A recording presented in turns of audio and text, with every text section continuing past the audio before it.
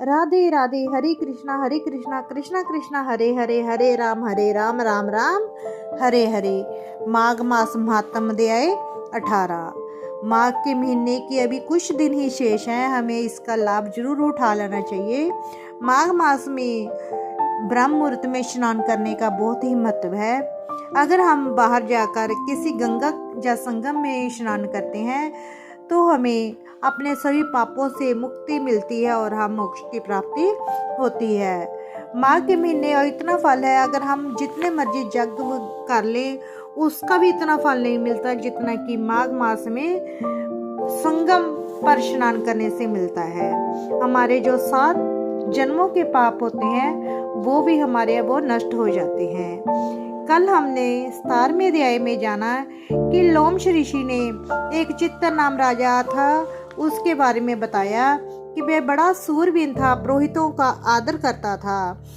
एक बार वह पखंडियों के कहने में आ गया और उसने विष्णु भगवान की निंदा करनी शुरू कर दी। किसी को भी धर्म का कार्य, कोई भी धर्म का कार्य नहीं करता था। जब उसकी मृत्यु हुई तो जमदूतों द्वारा वह अनेकों प्रकार के दुख उठाता रहा। उसके आगे की कहानी, कहीं लोहों की किल्लों पर चलना पड़ता, कहीं जलते अंगारों पर चलना पड़ता, जहां सूरज अति तीव्र था और ना कोई छाया का वृक्ष था।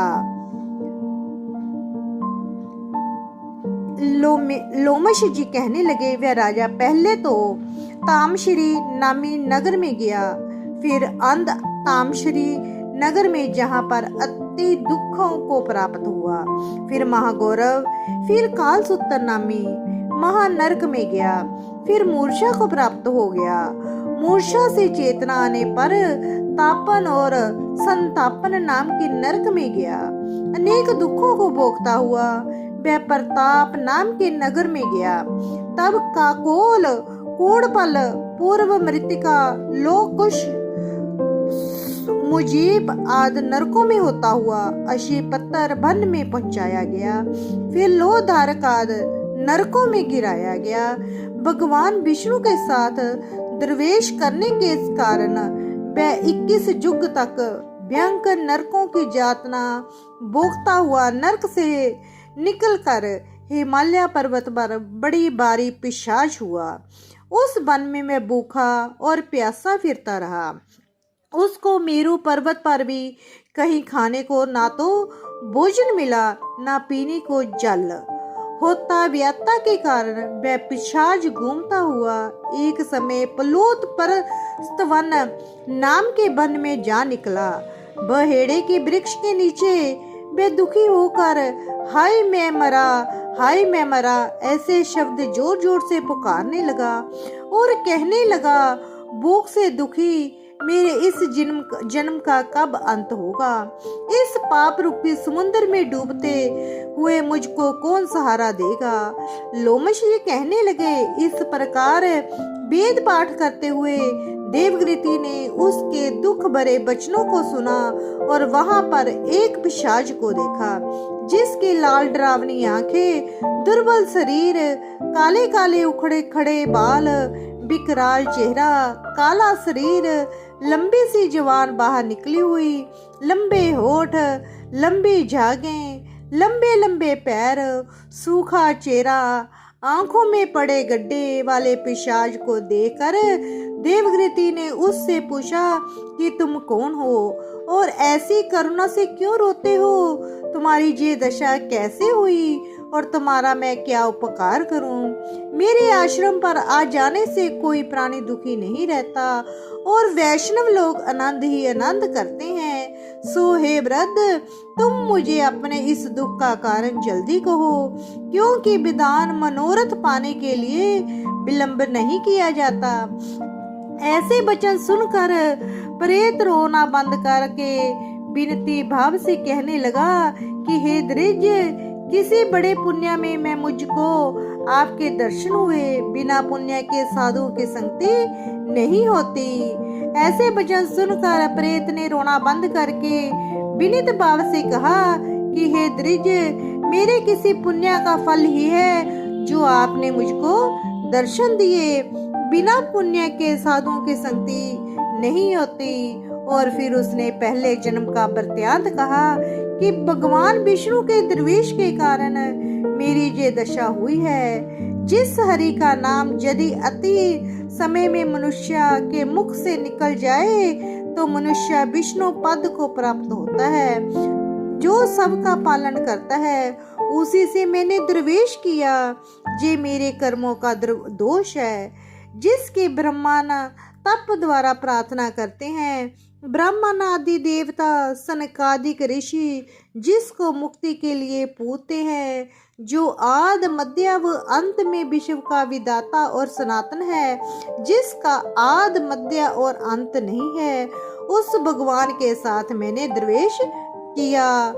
जो कुछ पुण्य किए मैंने पहले जन्म में किए थे वे सब विष्णु की द्वेष रूपी अग्नि में भस्म हो गए।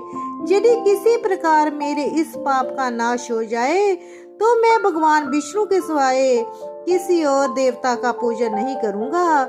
विष्णु भगवान से द्वेष करके तो मैंने बहुत दिनों तक नरक यातना भोगी और पिशाच योनि में पड़ा हूँ। इस समय मैं किसी अच्छे कर्म के जोग से आपके आश्रम में आया हूँ, जहाँ पर आपके सूर्य रूपी दर्शन ने मेरे दुख समान अंधकार को दूर कर दिया है। अब आप कोई ऐसा उपाय बताइए जिससे मेरी ये पिशाच योजनी दूर हो जाए, क्योंकि सज्जन पुरुष उपकार करने में देर नहीं करते हैं।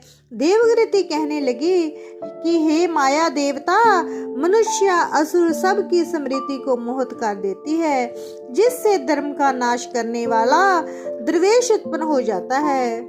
जगत के उत्पन्न करने, रक्षा करने और नाश करने वाले जो सब प्राणियों की आत्मा है उससे भी लोग द्वेष करते हैं। जिसके अर्पण करने से सभी कर्म सफल होते हैं, उसकी भक्ति से मुख मोड़ने वाले मूर्ख कौन सी गति को प्राप्त नहीं होते। चारों वर्णों का वेदोक्तों का हरि का भजन ही करना सबसे उत्तम है, अन्यथा को मार्ग में चलने वाले मनुष्य नरक के गामी होते हैं। इसी कारण वेद विरोध कर्मों को त्यागना चाहिए।